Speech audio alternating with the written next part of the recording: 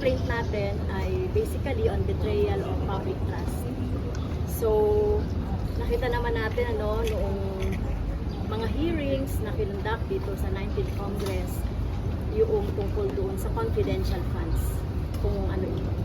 So specifically, yung una ay by gross abuse of discretionary powers over 612.5 million pesos. So, ito yung confidential funds involving OVP and DepEd, doon December 2022 until the third quarter of 2023.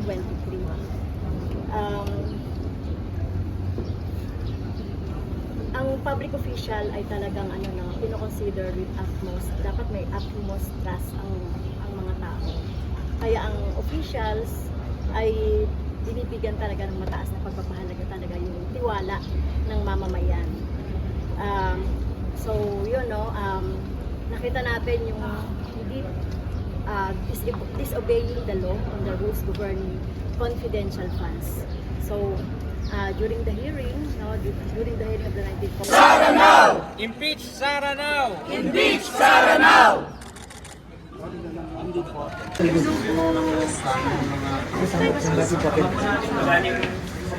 Asan yung hinahawak ng complaint?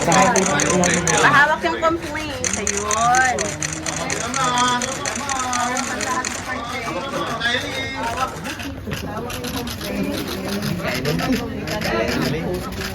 Awak. Ay, bakla.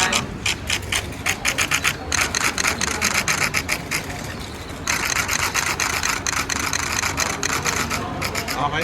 Kabilang impeachment naman lahat. Okay. Okay na po. Thank you. Ay, isa pa. Last one.